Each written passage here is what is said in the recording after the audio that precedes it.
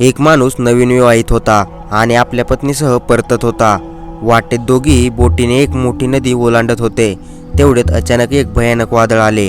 तो माणूस धाडसी होता, पण बाई खूप घाबरली होती, कारण परिस्थिती एकदम वाईट होती।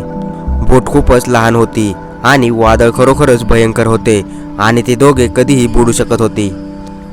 पण तो माणूस निश्चिंत आणि शांत बसला होता, जणू काही होणारच नाही।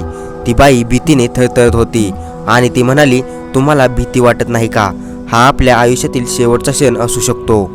असे वाटत नाही की आपण दुसऱ्या काठावर पोहोचेल की नाही। आता केवळ चमत्कारच आपल्याला वाचवू शकतो, अन्यथा आपला मृत्यू निश्चित आहे।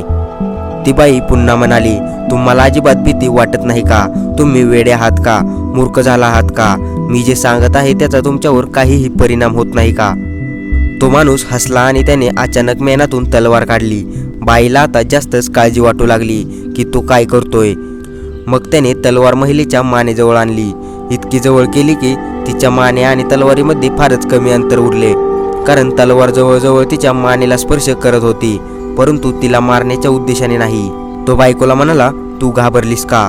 बायको हसली आणि म्हणाली, तुमच्या हातात तलवार आहे, मग मी कशाला घाबरू? मला माहीत आहे की तुम्ही माझ्यावर खूप प्रेम करता। त्याने तलवार पुन्हा मेनात ठेवली आणि म्हणाला, हे माझे उत्तर आहे।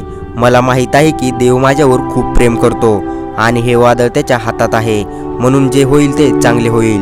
जरी आपण वाचलो तरी ते चांगले आहे, आणि जर आपण वाचलो नाही तरी देखील ते पण चांगले आहे, कारण सर्व काही देवाच्या हातात आहे आणि तो कधीही चुकीचे काही करू शकत नाही। तो जे काही करेल ते आपल्या भल्यासाठीच करेल। तर मित्रांनो, या कथेमधून आपल्याला शिकायला मिळते की आपण नेहमी श्रद्धा ठेवली पाहिजे आणि ज्याने आपल्याला जन्म दिला आहे त्या परमपिता भगवंतावर नेहमी विश्वास ठेवला पाहिजे, आणि आपल्या संपूर्ण जीवनाचे रक्षण करण्याची जबाबदारी त्यांची आहे। आम्ही त्यांच्या कायद्याच्या विरोधात काहीही करू शकत नाही। आय होप मित्रांनो, मला या कथेच्या माध्यमातून जे काही सांगायचे होते ते तुम्हाला समजले असेल। तर मित्रांनो, व्हिडिओ कसा वाटला, काय वाटला, कॉमेंट्समध्ये जरूर सांगा। आणि अशाच आपल्या मराठी भाषेतून नवनवीन प्रेरणादायी कथा पाहण्यासाठी आपल्या इझी मोटिवेशन स्टोरीज या यूट्यूब चॅनलला सबस्क्राईब करा आणि नवनवीन व्हिडिओची नोटिफिकेशन सर्वात आधी येण्यासाठी बेल आयकॉन प्रेस करा।